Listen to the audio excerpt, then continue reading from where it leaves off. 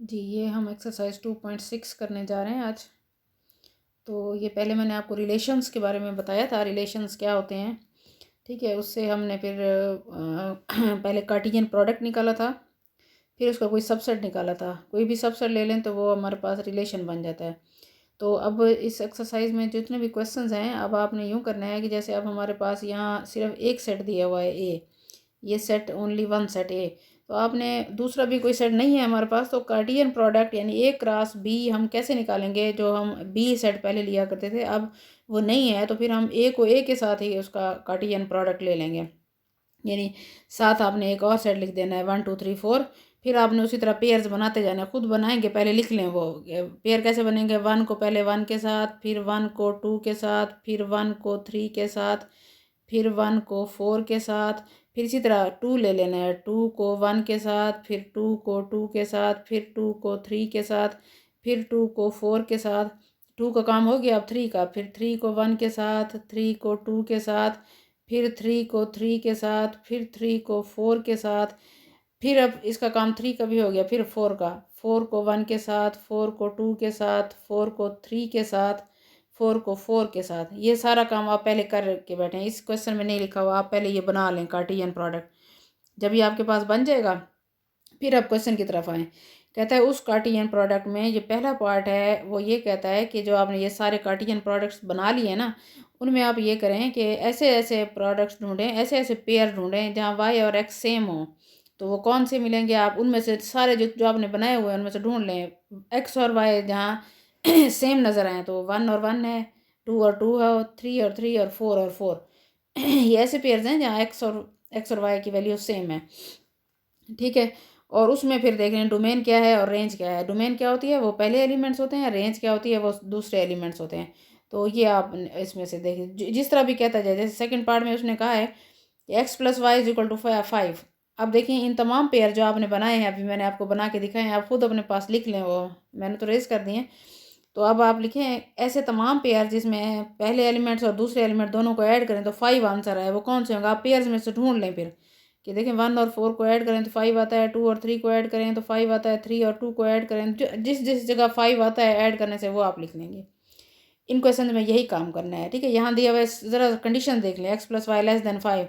इनमें से ऐसे पेयर ढूंढें जिसमें एक्स और वाई को दोनों को ऐड करें, उसका आंसर 5 से कम हो। देखें वन और टू को ऐड करें 5 से कम यानी 3, वन और थ्री को ऐड करें 4 यानी 5 से कम, टू और वन को ऐड करें। तो जो जो आपको मिलते जाएँ वो आप लिखते जाएँ।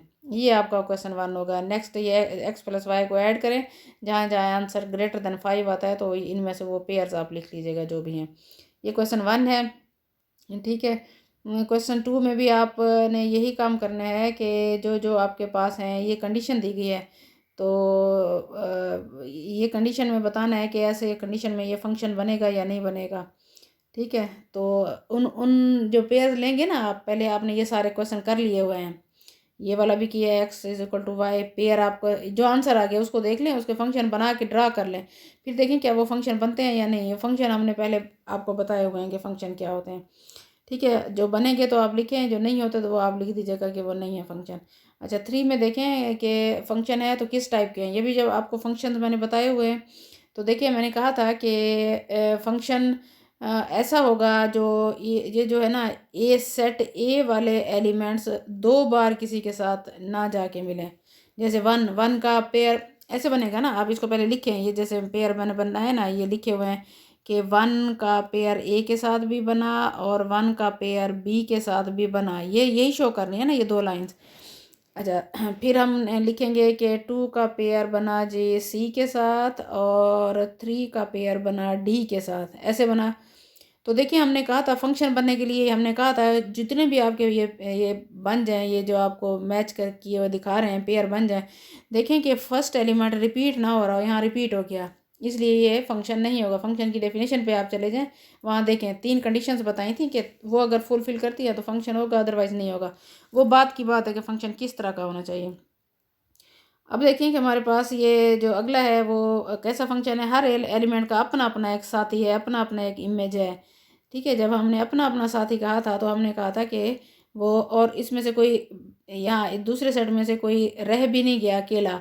जैसे अगर 4 होता अकेला रह जाता, तो हमने कहा था ना, अगर ये कोई एलिमेंट अकेला रह जाए तो वो इनटू फंक्शन होगा, अदरवाइज ऑन टू होगा।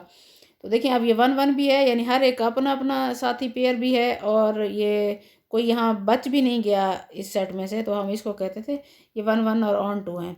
इसी तरह से ये वाला फंक्शन बिल्कुल सेम है जैसे आपने ऊपर वाला किया, ये 1 1 और ऑन टू है, ठीक है। और ये भी इसी तरह से है, ये 1 1 है, 1 1 है और इन टू बनेगा, क्योंकि ये इसमें एक एलिमेंट रह गया, ये देखें ये वाई रह गया है। तो इसको ज़रा देख लीजिएगा, ठीक कर लीजिएगा, ये मेरे ख्याल में ये इनटू फंक्शन है, 1 1 और इनटू फंक्शन है, ठीक है। नेक्स्ट हमारे पास इन्वर्स क्या होता है। इन्वर्स भी सीधी सी बात है, ये चीज़ें छोटी छोटी चीज़ें आपकी एमसीक्यूज या ऑब्जेक्टिव में आती हैं। तो इन्वर्स फंक्शन ऐसा होता है कि आपने जो डोमेन होती है उसको रेंज में ले आए, रेंज होती है उसको डोमेन में ले आए, बस। इसके भी 2 3 पार्ट्स सिर्फ आपको समझना है कि इन्वर्स है क्या।